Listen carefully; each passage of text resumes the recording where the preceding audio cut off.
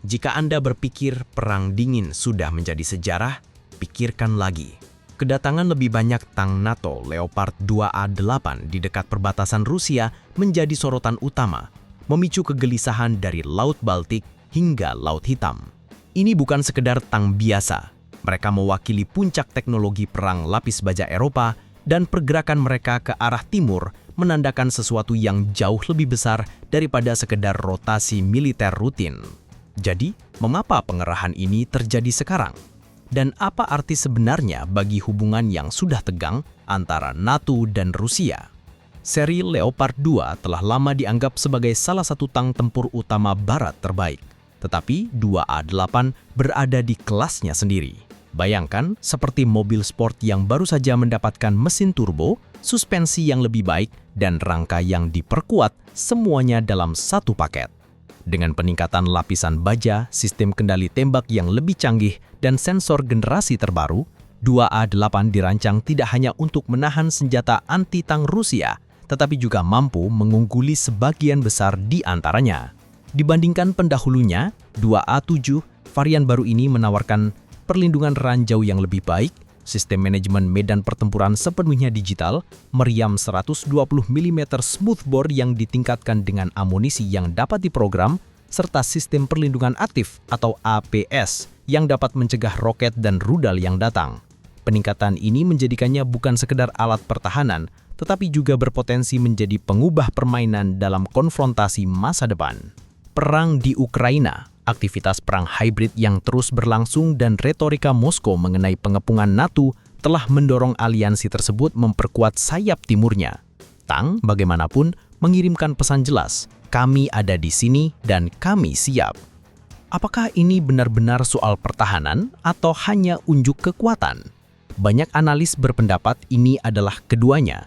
Sementara NATO mengklaim pergerakan ini merupakan bagian dari rotasi rutin, waktunya di tengah meningkatkan ketegangan tidak bisa diabaikan. Jerman sebagai produsen Leopard 2A8 berada di jantung operasi ini. Berlin baru-baru ini menandatangani kontrak untuk batch baru dan telah mempercepat pengiriman ke negara-negara anggota NATO di garis depan.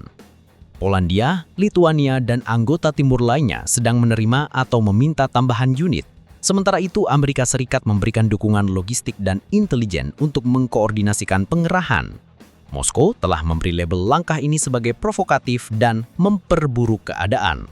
Pejabat Rusia mengklaim NATO sedang mengubah Eropa Timur menjadi pangkalan maju untuk bentrokan yang mungkin terjadi. Sebagai respons, Rusia telah meningkatkan penerbangan pengintai dan memindahkan sistem rudal Iskander lebih dekat ke wilayah perbatasan yang sama. Estonia, Latvia, dan Lituania berada dalam siaga tinggi, dengan kedalaman wilayah daratan yang terbatas, bahkan pergerakan militer kecil di dekat wilayah mereka terasa mengancam eksistensi mereka. Bentangan sempit antara Polandia dan Lituania ini sering disebut sebagai tumit Achilles NATO. Kehadiran tank Leopard 2A8 di sini bisa menjadi pencegah atau justru pemicu. NATO menegaskan bahwa tank-tank ini murni bersifat defensif, tetapi sejarah menunjukkan bahwa ketika brigade lapis baja berbaris, garis antara ofensif dan defensif dapat dengan cepat kabur. Negara-negara tetangga sudah mulai meningkatkan persenjataan mereka sendiri, khawatir mereka mungkin menjadi target berikutnya dalam eskalasi yang berpotensi terjadi. T-90M, tulang punggung Rusia saat ini memang tangguh, tetapi sedikit kalah dalam hal kendali tembak, keselamatan awak, dan langkah-langkah pertahanan aktif. T-14 Armata masih lebih merupakan armada prototipe daripada senjata yang dikerahkan secara massal. Hingga Rusia benar-benar menurunkannya dalam jumlah besar, Leopard 2A8 tetap memiliki keunggulan taktis. Pengerahan ini berjalan di garis tipis. NATO ingin menghantarkan Rusia tanpa memprovokasi konflik langsung, tetapi seperti yang ditunjukkan sejarah, salah perhitungan bisa saja terjadi. Tank-tank ini hanya satu bagian dari kerangka yang lebih luas, termasuk peralatan yang sudah diposisikan sebelumnya, sistem pertahanan udara dan batalion multinasional. Perang Dunia I dan II keduanya dimulai dengan pembangunan militer sementara. Apakah ini momen deja vu? Atau kita sedang menyaksikan bentuk baru dari ketegangan dingin? Secara militer, NATO memiliki keunggulan dalam teknologi dan logistik, tetapi bentrokan langsung akan menjadi bencana bagi semua pihak yang terlibat. Dari desa-desa di Polandia hingga kota-kota di Latvia, penduduk dilanda perasaan campur aduk antara terlindungi dan takut. Mereka sekarang tinggal di garis depan potensial.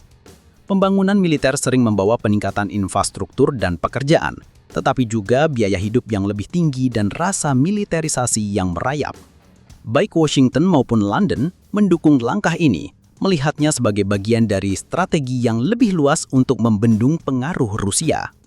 Beijing, meskipun secara resmi netral, telah memperingati terhadap pemikiran perang dingin dan secara halus berpihak pada Moskow dalam mengkritik ekspansi NATO. Lini produksi di Jerman berjalan penuh kecepatan dengan rencana untuk memasok lebih banyak lagi pada 2026. Negara-negara seperti Finlandia, Norwegia, dan bahkan negara non-NATO sedang melirik 2A8, menjadikannya calon andalan pertahanan Eropa selama beberapa dekade mendatang. Jadi, apa selanjutnya?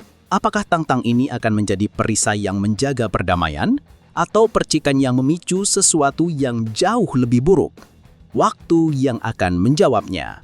Tetapi satu hal jelas, raksasa baja Eropa sedang bergerak, dan sejarah sedang mengawasi.